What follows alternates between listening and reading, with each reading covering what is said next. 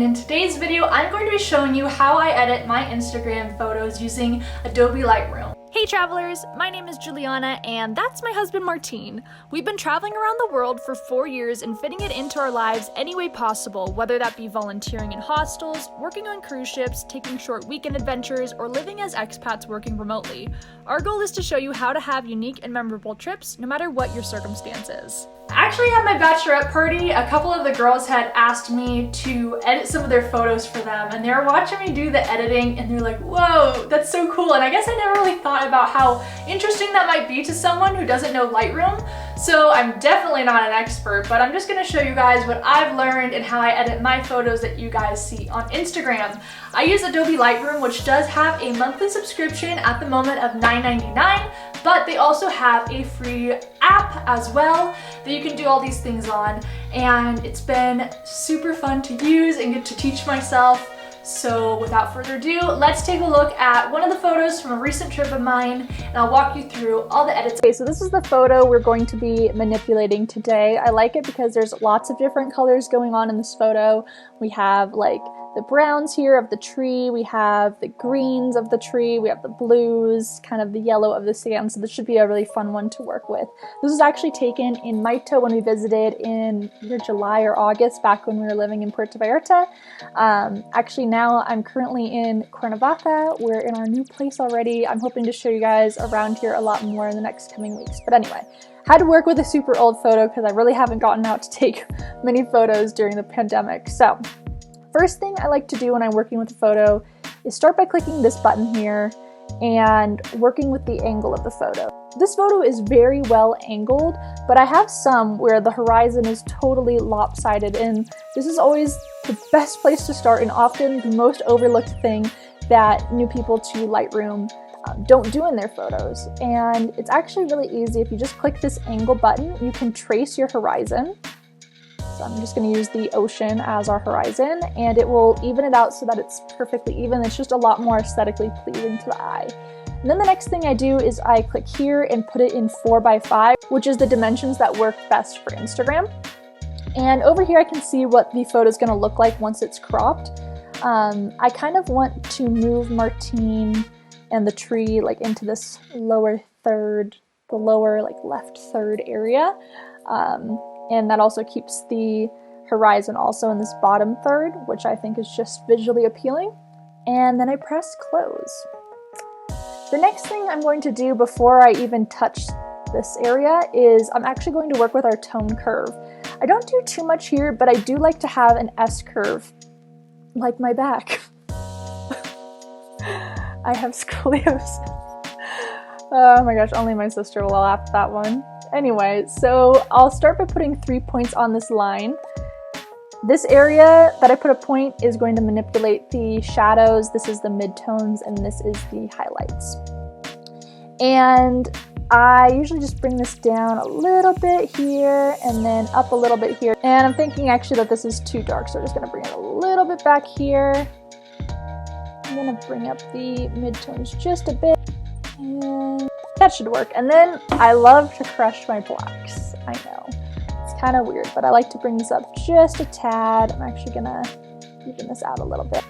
Trust me, this dark situation over here is gonna get a lot better, and that's what we're gonna work on next. So I'm going to bring the shadows way up to get rid of that, like around 72-ish. And let's go more. Let's go like 87. That looks a lot better already.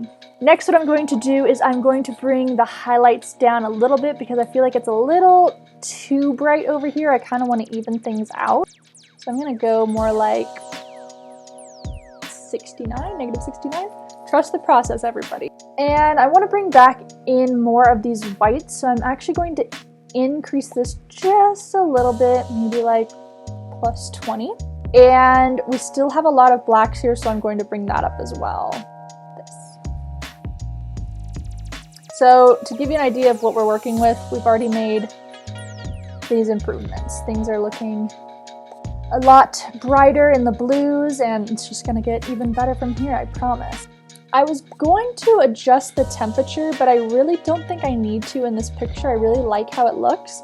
But if I was going to adjust the temperature, I would click this little guy, this little dropper, and find something white in the photo to use as like my point of truth of what the color white is, which usually would be like a big cloud, or maybe if there's some white on your t-shirt, that's a good thing to do. But in this photo, I really don't have too much white to work with, and I think I do really like to bring up the clarity just so that you can see things more, especially in photos where there's a lot of detail, like maybe water splashing up. So I'm just going to bring it up to +9 in this photo. I don't think it needs too much more than that.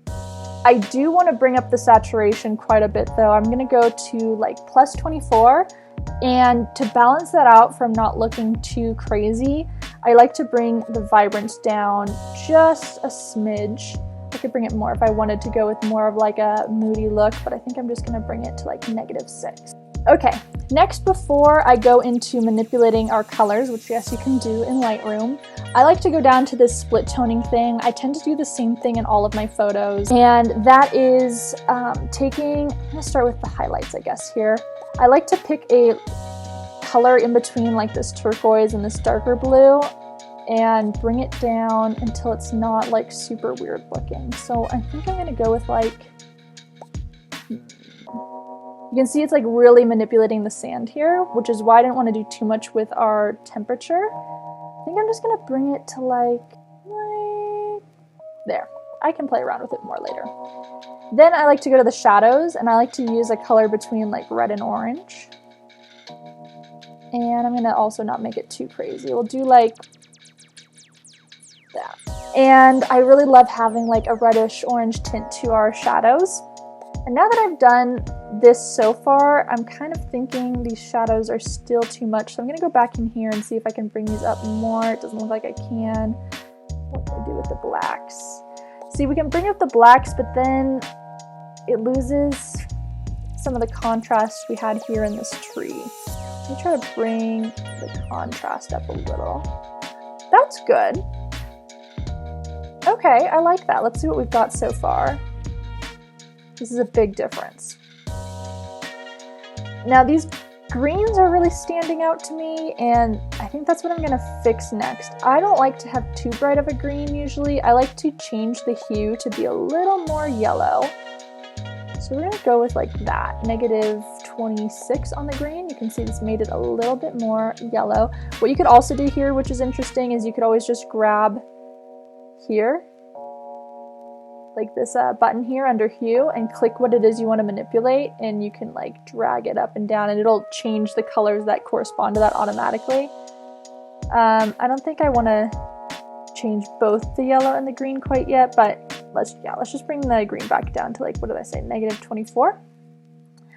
And I'm going to do the yellow separately because actually there's a lot of yellow in the sand. I don't want to make it too crazy in the sand, so we're going to make the yellow, I don't know, let's see. I really like actually this reddish color it's giving the sand.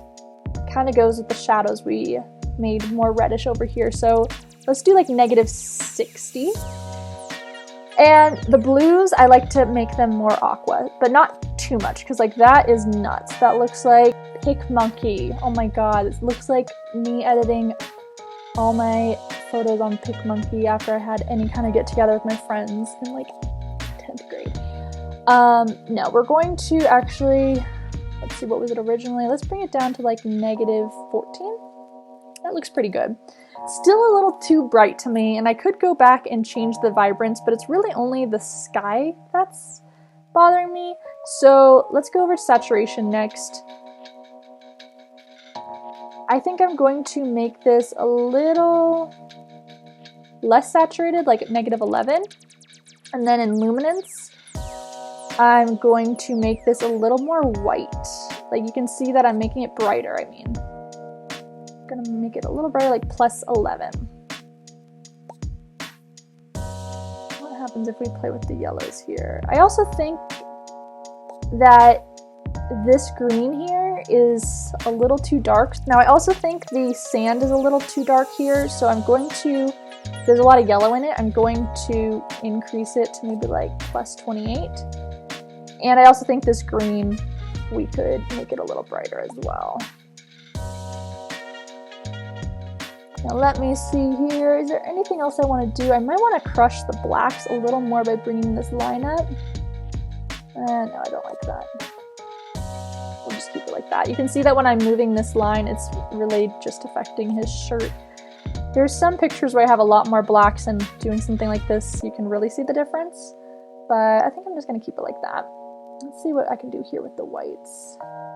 I could make the whites look a lot more gray if I bring this down, but I don't really like that look. I usually don't really touch that one too much. Now I'm starting to feel like this yellow and green here is a little too saturated, so I kind of want to go back in here and bring the yellow down a little bit, which is also going to affect our sand. Oh, another thing I forgot to show you guys, but it's because I never really adjust this ever, is to have your profile corrections on. I just have I've input like the camera I use and the lens that I use, and it will automatically adjust any kind of distortion that happens with that lens. And then also checking remove chromatic aberrations is helpful, but doesn't look like it really does too much in this photo. Sometimes you'll see, like, especially with trees, there might be like a little bit of purple around like the details here. Yeah, there's not really a difference. I don't really have too much in this photo. I like to use the graduated filter sometimes, and if you just click this, you can drag on your screen another filter to put on top. I like to add a little bit of yellow sometimes in the corners to like give the impression of sunshine, and sometimes increase the exposure a little bit too. So that looks good. Oh, you know what else I'm gonna do? Martin kind of blends in with this tree here. He doesn't really stand out. So what I'm going to do is I'm going to use this. I'm going to use the radial filter and basically put a filter around Martin, very small though. I like to do this on our subjects of the photo because it just helps them pop a little more from the screen. And for some reason, whenever I do this, it automatically adjusts like the outside of the circle instead of the inside. So I always have to press invert mask so that it's only adjusting the inside of the circle. And it also like randomly adjusts these too. So I'm just gonna reset it by double clicking effect. And I usually just like to up the shadows a little and then up the highlights so that he just pops. Which I think looks good, because if I did the exposure, then it is really obvious to like the whole area that I've done that. So that's why I just work with the highlights and the shadows. See what that looks like. I think I might actually make this a little bigger. Cool. That works. All right, my favorite part of editing now is the before and after. Let's take a look. Ta-da! So you can see we like really drastically fixed this whole shadow area. We brought a lot more warmth to the palm tree. We made Martin pop a little bit. We desaturated the sky, made it a little lighter, but also made it more teal, and added kind of more of a reddish tone to our sand.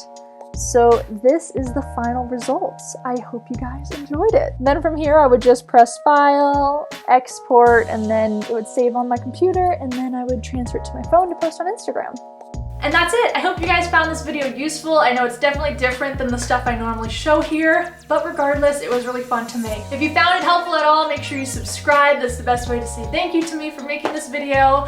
So long, travel well, and make the world your neighborhood. See you guys next time. Bye! Hey, thanks for watching this video. Did you know we have a Patreon? All our members get access to monthly income reports, exclusive podcasts, access to our private Facebook group, and even a copy of my ebook, Puerto Vallarta Like a Local.